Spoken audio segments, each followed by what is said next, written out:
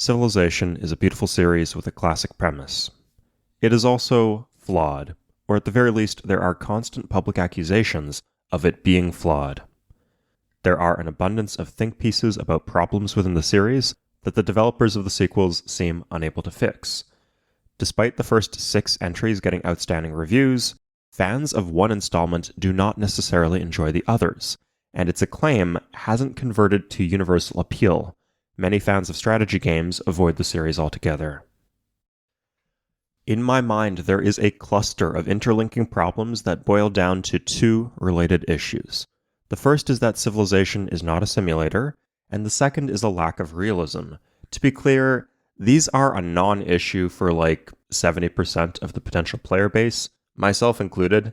Don't take this video as me advocating for Civ to be more realistic, but there are fans out there who really like simulators for one reason or another. If you pay attention to forum threads and blog posts by developers of the series, you will see it everywhere, constantly casting a shadow on the massive success of the franchise. So, we're going to walk through what a simulator is to see what's the issue. We're going to see how Civ matches up with what we know about them, and see where things start to go wrong. To start, I think it's worth acknowledging what a strange problem this is for a game to be having. Most games are not realistic simulators, but either the audience doesn't expect them to be, or they do and they move on and find something else. But with Civ, people have these expectations, so it's worth highlighting where they come from, and it goes all the way back to the start of the franchise. Before the release of Civilization, Sid Meier was actually known for releasing a series of simulators.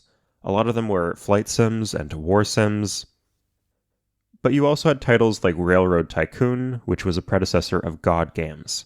Sid has always had a bit of an odd relationship with simulators.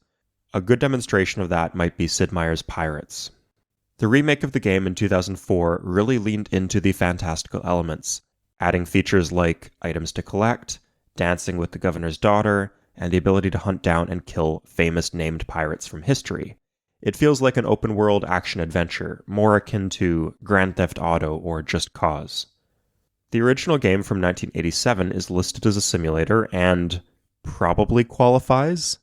It doesn't have many fantastical elements, but you can tell that Sid still bends the rule and the focus of the game around fun. He's stated that generally in interviews. He's also gone on record to state that he prefers to choose the topic of the game first, before deciding on the genre.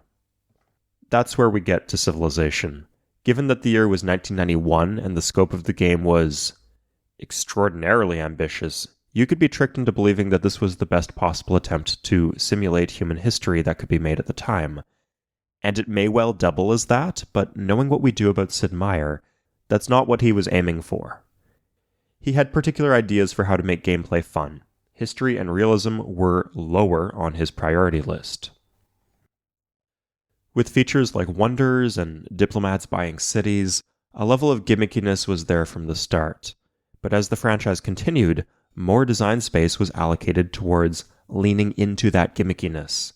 The next couple of games could still be said to add to the series' capabilities as a simulator. Civ 2 was famous for its ability to inadvertently create a dystopian horror story, and the sequels continued to add more real-world systems, the last really major one being Civilization 4 introducing religion. But these were overshadowed by the inclusion of features clearly designed to just add more fun, often in ways that were borderline fantastical. If you hear people say that the games got bad, or that they've become less serious, or like a board game, this is likely the heuristic that's guiding their viewpoint. Civ 4, 5, and 6 are all popular, critically acclaimed games that are also very different from each other. Not liking one of them is normal. Not liking the entire series is normal. But if you specifically just don't like the later games in general, it's probably just that you don't like the fact that they've moved their focus away from attempts at realism. To be clear, even the earlier Civ titles were never simulations of human history, but they do have commonalities with simulators. Before the release of Anno 1602 and Europa Universalis II, the installments of the Civ franchise could likely be considered among the closest things to simulators of human history on the market. but the franchise has consistently moved away from attempting to do this, while their rivals have stayed the course. Europa Universalis has gone through a journey of its own. I don't like the fact that in EU3, provinces had a population, and the system was removed in EU4, and a lot has been made about EU4's reliance on mana. But from what I've seen, depth and functionality as a simulator were priorities in the development of EU5. So this is one way that the association of the Civilization series with simulation is causing issues, and bringing its reputation down a bit. The games used to be associated with the label, and now they're not. But this problem also manifests across half a dozen different smaller issues, where people insist that a lack of realism is weighing the game down. Here's a random post I pulled from my comment feed. This is an example of what I'm talking about. When we discuss unit stacking, the expansion question, faith and religion, map trading, etc., realism is constantly being shoved into the discussion. Whenever I give my opinions, I constantly feel the need to beat people to the punch and say, oh, the way that I think we should do things is also more realistic, because it will always come up in the discussion eventually. Regardless of whether you think realistic systems would be better or not, stated preference exists. It's something that players care about, and it's a battle that they are losing. The franchise doesn't prioritize realism when it comes to individual mechanics either. All of this is to say that realism either is, or is perceived as, a persistent flaw across the franchise. This is the big one that supersedes a bunch of smaller problems that fans complain about. So the topic is worth discussing, and to start, we need to explain what simulation games are. At this point, I should make some clarifications. The problem I've identified with Civ is that some people expect it to be more realistic, or more of a simulator. These are similar, but I don't want it to seem like I'm equivocating here. In simulators, realistic things happen organically as a result of interlocking systems. But you could have a realistic game that is not a simulator. Imagine a Call of Duty clone where you're led through scripted historical battles. But Civilization is a sandbox. It isn't scripted at all. Even games like Hearts of Iron, which are perceived as more realistic, use scripted events to make the game richer and to push for particular historical outcomes. For example, the Anschluss of Austria. Civ does not. If something realistic happens, it has to have happened organically. So, specifically for Civ, I think equating realism and its capacity as a simulator is a fair assumption to make in order to simplify things here. One more disclaimer. For the purposes of this discussion, I am treating history and good alternative history as the same thing. We are recreating human history from the Stone Age. I don't think there's any reason to expect it to lead to the exact same outcomes.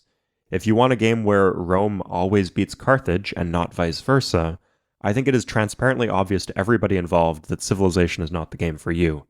When I say that something is realistic, I mean that the what and how mirror something out of human history, not the who necessarily.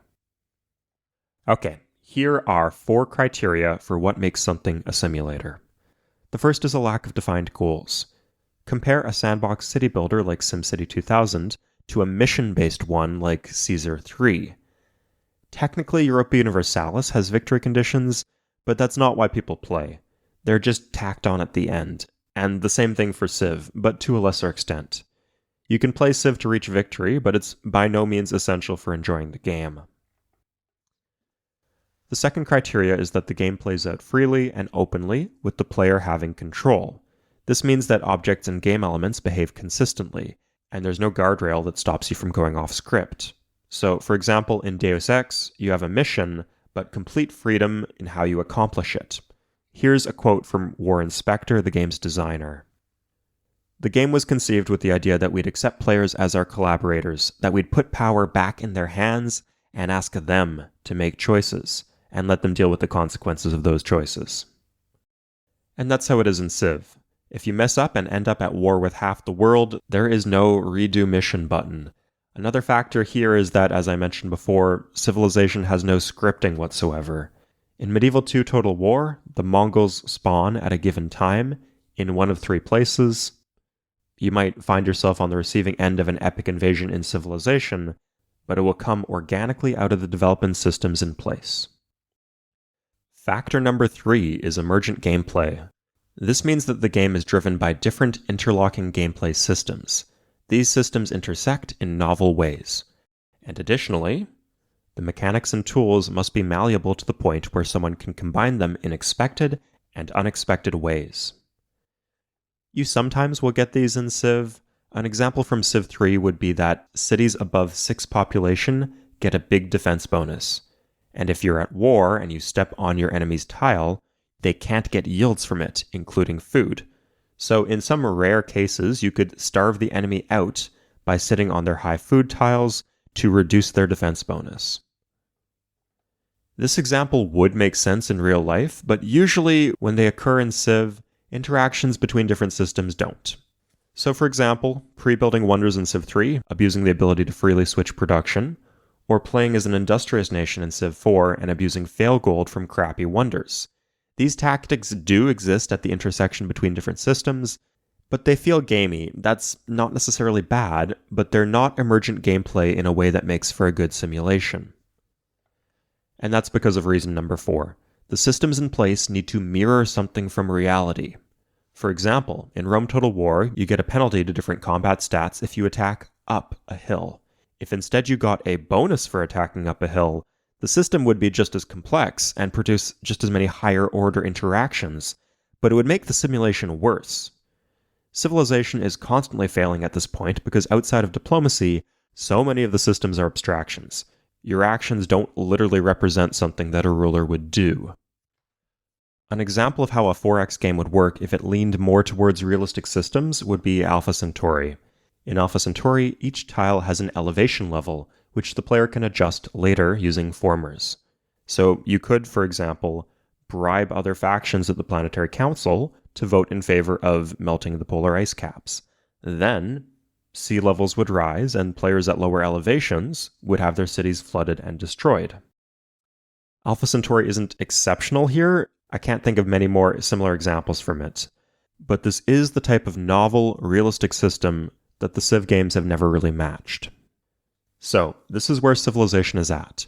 You can see that 2 of these big factors have to do with systems, and 2 of them have to do with structure. The structure of Civilization actually does match that of a simulator. This is why fans of the game have pushed so hard for realism in so many different individual mechanics. Civilization is not a simulator, but it feels like it could be.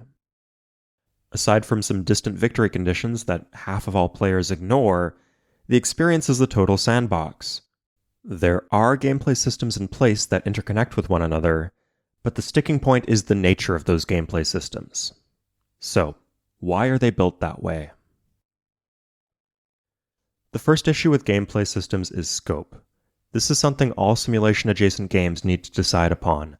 What factors fit the theme of the game enough to be included, and in how much detail? For example, royal marriages are, as far as I can tell, symmetrical in Europa Universalis 3. They give a relationship boost, and both nations have the chance to make a claim on the other nation's throne during succession. Now, in reality, the outcome should depend on if you're offering a son or a daughter, but EU doesn't let you manage your family that same way. Inheritance laws would also make a difference. Crusader Kings actually does include these factors, though. There's more of a focus on your family and your dynasty, so the simulation works on a more detailed level like that. On the flip side, though, Crusader Kings doesn't allow colonization of the New World, in the way that Europa Universalis does. Developers at Paradox have explicitly stated that this is outside the scope of the game. These 2 different Paradox titles have different levels of details in different areas due to their scope. Total War games turn their focus towards having reasonably faithful battle simulators at the expense of using a completely unrealistic campaign map. In comparison, the scope of Civilization is massive. You have colonization, global warming, the exploration of space, and raids from barbarian tribes, all in the same game. With such a grand scope, the depth just has to be really shallow. So, for example, military technology changed so rapidly in the early 20th century that units like biplanes and trench warfare machine gunners should become obsolete in the blink of an eye if you include them in Civ. You might ask, why don't the developers just try anyway? But increasing the length of the game would make things miserably slow. A biblically accurate Civ game would be an impenetrable slog, akin to Campaign for North Africa. And even if you do successfully include all these systems intersecting in a kaleidoscope of different ways, there is the risk that the player just does not give a shit. The developer of RimWorld wrote an article about the simulation dream. He gives examples from the development of BioShock and Ultima Online. How they had these super intricate ecological systems planned, and players just came in and killed everything. Because killing things is pretty fun. Players have a limited capacity in their mental model of what is going on in the game world, especially when they're being distracted by shiny things like super cool Petra spots. In Alpha Centauri, there were more detailed systems that you could manipulate, but typically that wasn't how people approached play. So as a result, Civilization wisely chooses not to simulate human history with any significant level of detail. It lacks the second and higher order interactions between realistic interlocking systems. It is evoking history, not replicating it in any way. It is a deliberate abstraction. John Shafer, lead designer of Civilization V, has gone on record and stated explicitly that this was his goal. I agree with him when he says that some degree of abstraction is necessary, but he himself admits that the series is positioned a few notches closer towards abstraction than many fans would like. I do think he undersells things a bit here, though. There's a difference between taking a complicated system and simplifying it, and throwing out a complicated system and replacing it with something that has the flavor but none of the bones. Let me give you some examples to explain what I mean. As a unifying political institution, Civilization does not have the Holy Roman Empire, but in some form it is in the game. In Civilization 4, you can play as them. They're basically the same as any other nation. In Civ 6, as Germany, you could play as Frederick Barbarossa. He was the Holy Roman Emperor. And again, you're mostly just treated as any other nation-state. But the escapades and internal conflicts within the Holy Roman Empire are reflected in his leader bonus and leader agenda. In contrast, in Europa Universalis 3, the Holy Roman Empire just exists. It has electors and stuff. I'll be real with you, I have no clue how it works, either historically or in-game, but I am damn sure that they did their best here. Not every mechanic in EU3 was a slam dunk. For example, Ben Bernanke did not annihilate Ron Paul during a hearing of the US House Committee on Financial Services just for this dogshit inflation system to make it into the game, but they at least tried to identify the real mechanics of governance and designed game mechanics that directly stand in for those systems. Civilization, on the other hand, just copied the broad themes. So there is international cooperation, like the Global Congress, but there's no one-to-one institution that this is supposed to represent. It's also not very well integrated with other gameplay systems like diplomacy with individual leaders. The abstractions are designed with fun and functionality in mind. An example of this would be the incredible diplomacy system of Civ 3. Trade is simulated, not in a realistic way, but it produces some desirable outcomes. In reality, Cleopatra and Xerxes weren't out there wheelin' and dealin' techs, but generally, isolated civilizations had less technological progress, which is something that Civ 3 ensures, and the trade system also guarantees that there are consequences for acting like a murder hobo. So, Civilization's scope is too big to do real systems any justice, so it opts for fun and functional abstraction. But there's one more reason why Civilization chose not to lean into realism and simulation with its sequels. It's because that would run counter to the game's biggest source of appeal. I'm not talking about the theming and emergent storytelling potential of these games. Civilization 1 did stumble across a brilliant thematic concept, leading one civilization from the Stone Age to the Space Age. But it also stumbled across really addictive 4X style gameplay, the infamous one more turn. Note that in Civilization, the gameplay stays relatively static across time. Sure, you unlock new abilities, buildings, and wonders, but the types of choices you make as a ruler mostly stay the same. In reality, technological progress was not a consideration for most rulers in the 10th century BC, and in the modern day, Food supply is not really what's determining population growth in developed countries. Really, for a proper simulation, core systems should change as time passes. The Cerny method for game development means first creating a vertical slice of gameplay, the 30 seconds of fun. Then, if the audience likes this, it can be expanded into a whole game. Civilization had the vertical slice on lock from the first installment. Up until maybe Civ 7, each sequel in the franchise still used a variation of that same one more turn addictive gameplay loop. And this was also preserved within all of the individual eras of each of these games. Later installments certainly had the option to design things so that gameplay takes radically different forms across different eras of human history. It would be more realistic if they did, but why mess with a winning formula? And that is the nail in the coffin for the prospects of Civilization as a simulator. According to an article by game developer Borut Pfeifer, building a simulation-driven game, you can't judge the player's experience with 2 to 3 minutes of gameplay. Those 2 to 3 minutes might only involve 20% of the game's systems.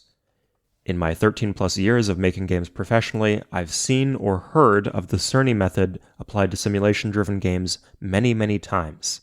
In no case has it ever gone passably all right, causing heavy delays and more often than not, tanking the project completely. Simulators cannot be so rigidly focused around a small vertical slice of the player experience. Civilization, on the other hand, is famous and critically acclaimed for having a consistently addictive core gameplay loop. This is the biggest reason that Civilization could not be a realistic simulator. A realistic version of Civilization would not have that same one more turn gameplay hook, or if it did, they would have to remake the wheel and build something from the ground up. It's much easier for them to just expand and riff on the premise, while at the same time leaning away from realism, adding depth, but focusing that depth on evoking real-world concepts, rather than imitating them. They could definitely make individual systems more realistic, and they have in the past. Sometimes for the better, sometimes for the worse. For example, removing map trading makes things a bit more realistic, but was ultimately a mistake, while fixing the expansion phase so that you don't have 8 large nations taking up all the land by 500 BC was probably for the best. But all of these goals have to be chased individually. Civilization will not build a complex web of interlocking systems where realistic outcomes will emerge organically. The scope of the game is too big, and it would compromise the fundamental appeal that the series is known for. To summarize, Civilization lacks the complexity and interaction between systems that a game needs to be a simulator, and doesn't really aim for accuracy in how these systems take inspiration from the real world. It does this out of necessity, due to its large scope, and because its essential one more turn gameplay hook wouldn't fit into that style of game. However, the series has connections through game history to simulators, and also has the sandbox structure of one. So as a result, players constantly push for realism as the solution to individual problems within the franchise, and it has led to some players maligning the later entries in the series, despite them having overwhelming critical and commercial success. I've cited some sources below. If you enjoy this style of video, please consider subscribing to the channel, and if you'd like examples of specific problems in the Civ franchise where people push for realism as the solution, check out these videos right here. Have a good day, everybody. I'll see you next time. Cheers.